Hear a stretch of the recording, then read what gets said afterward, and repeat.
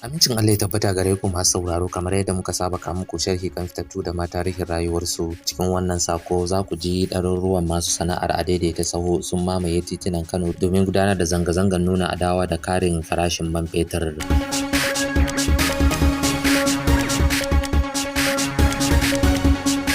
Karamin ministan tsaro ya yi karin bayani kan dirawarsu jihar Sokoto.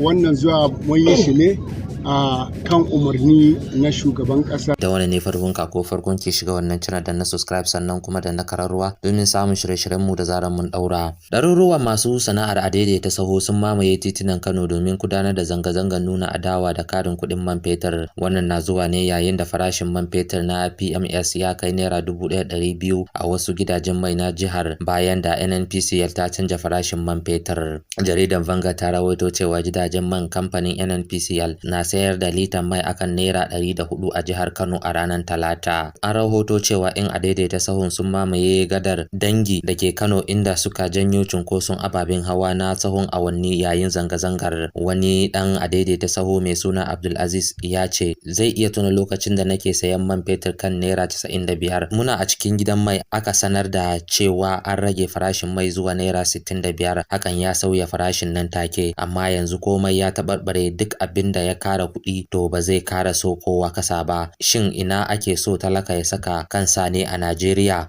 Rahotanni ya nuna cewa mutane da dama sun rasa ababen hawa sakamakon karancin in adaidaita sahu. Rahotanni sun nuna cewa mutane da dama sun rasa ababen hawa sakamakon karancin in adaidaita sahu wanda aka ce suna can wajen shan mai. Farashin kuɗin adaidaita sahu a yanzu ya karu inda mutane ke korafin tsadar kuɗin zirga-zirga a Kano. Wata Ramlatu Aminu ta ce na saba hawan adaidaita sahu daga Gyaɗi-Gyaɗi zuwa Hotoro akan naira 150 ko 200, amma yanzu an canja shi zuwa 300. Tsadar ta yi yawa, amma mai adaidaitan ya danganta haka ne da karin kuɗin man fetur. Haka zalika mun kawo muku labarin cewa kungiyar kwadagon Najeriya NLC ta yi fushi kan karin kuɗin mai da kamfanin NNPCL ta yi, inda ta ce gwamnati ta yaudare su. Kungiyar kwadagon ta yi ikirarin cewa kafin ta amince da tayin gwamnati na biyan naira 70,000 a matsayin mafi karancin albashi, sai da aka yi mata alkawarin ba za a kara kuɗin mai ba. Ga karamin ministan tsaro. Wannan zuwa mun yi shi ne a kan umarni na shugaban ƙasar Najeriya Bola Ahmed Tinubu. Ya umarce mu gabaki ɗai kwanmu da kwankwatar mu na ma'aikatar tsaro ta Najeriya cewa mu zo Sokoto domin mu tabbatar da cewa mun zo mun ƙara ma sojojinmu ƙarfin gwiwa domin su shiga daji su fatattaki waɗannan 'yan ta'adda. Kamar da ka sani, Najeriya ƙasa ce tana da yawa, kuma ƙasa ce wadda ba za mu yadda ba muna da tsari na ƙasarmu a ce wasu sun hana al'umma su ji daɗin rayuwarsu. Saboda shugaban ƙasa yana baƙin ciki da abin da ke faruwa, kuma idan kun lura duka jami'an tsaro da ke da ƙarfi to 'yan arewa ne. Shugaban ƙasa ya fahimci lalurar da ke damuwa arewa ita ce matsalar tsaro. Ya ɗauko mu gabaki ɗayanmu da ministoci guda biyu na tsaro da kuma babban hafsan hafsoshi na soja da kuma mai ba shugaban ƙasa shawara akan tsaro Nuhu Ribadu da minista na 'yan sanda duka 'yan arewa ne.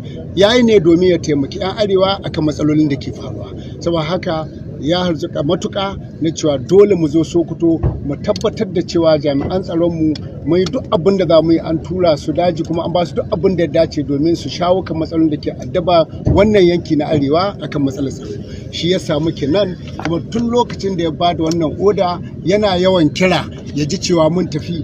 To kamar da kuka sani, harkar tsaro harka ce sai an tsaya a yin tsari. Yanzu gashi kun gane mu mun zo nan an yi duk tsarin da za a yi, insha Allahu ba da daɗewa ba, duk da ba za mu faɗi yadda za a yi ba saboda harka ce ta tsaro, amma Allah da al'umma na wannan yanki za su samu sauƙi, kuma za su ga cewa wannan abu da shi shugaban ƙasa ya na turo mu zo nan, insha Allahu kwalliya za ta biya kuɗin sabu. Muna zato ga Allah zai ba da nasara ga jami'anmu na tsaro, dukkan su in Allah da za a samu gama da su insha Allah. To masu sauraro, kar ku manta ku danna subscribe sannan kuma danna kararruwa domin samun shirye-shiryenmu da zaran mun daura.